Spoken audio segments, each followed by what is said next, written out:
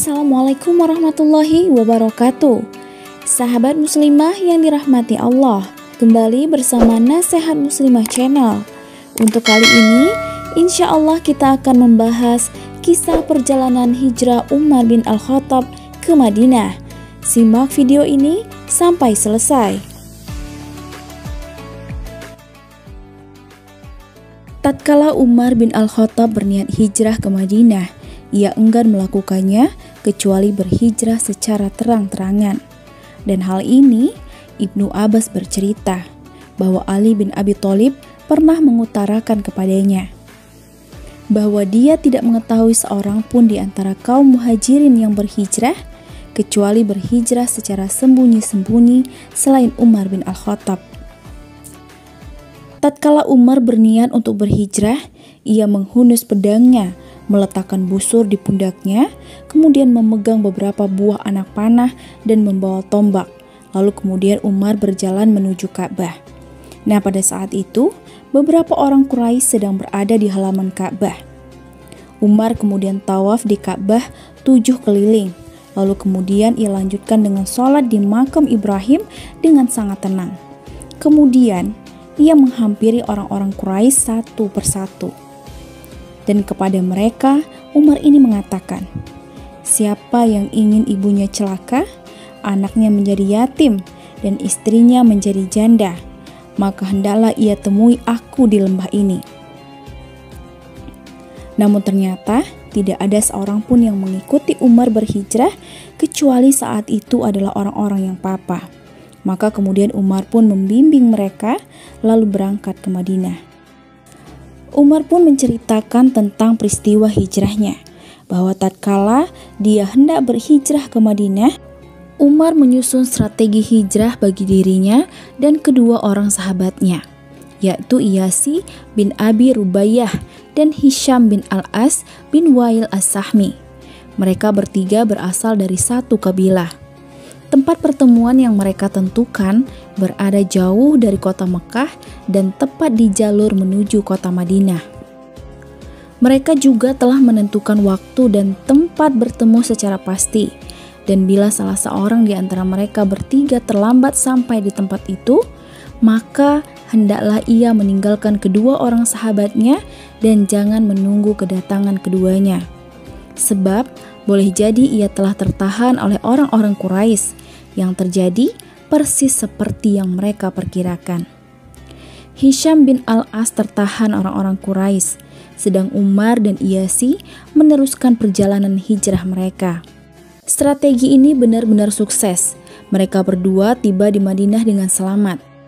Akan tetapi, Abu Jahal bin Hisam dan Al-Haris bin Hisam datang menemui Iyasi bin Abi Rubaiyah.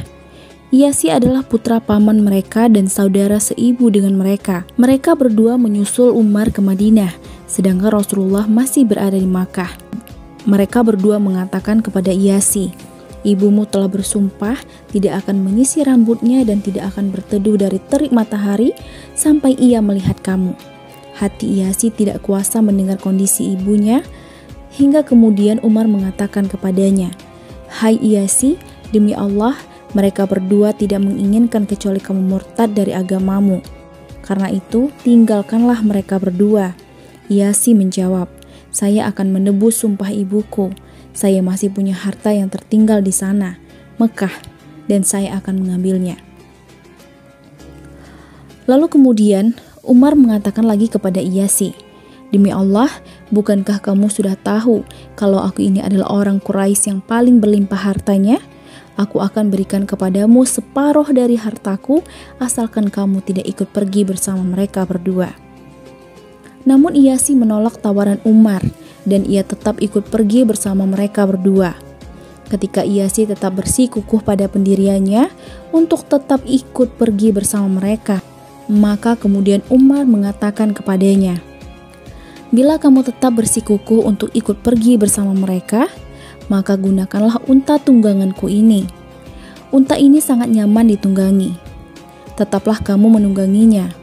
Bila kamu melihat gelagat kurang baik dari mereka, maka selamatkanlah dirimu dengan unta tunggangan ini." Iyasi pun pergi bersama mereka. Dan terjadi di tengah perjalanan, Abu Jahal mengatakan kepada Iyasi, "Wahai saudaraku, unta tungganganku ini sudah mengalami kelelahan. Bolehkah aku tunggangi unta tungganganmu ini?" "Boleh," jawab Iyasi. Mereka berdua tetap berupaya meyakinkan Iyasi. Lalu mereka memasuki kota Mekah. Mereka berdua berusaha memfitnah Iyasi hingga Iyasi termakan fitnah mereka. Lalu kemudian Umar mengatakan bahwa Allah tidak akan menerima tindakan dan taubat mereka yang telah mengenal Allah, lalu mereka kembali menjadi kafir disebabkan karena cobaan yang menimpa mereka. Lalu kemudian di tengah-tengah masyarakat Islam saat itu tersebar kabar bahwa Allah Subhanahu wa Ta'ala tidak akan menerima taubat mereka yang termakan fitnah dan kembali menjadi kafir serta hidup di tengah-tengah masyarakat jahiliyah.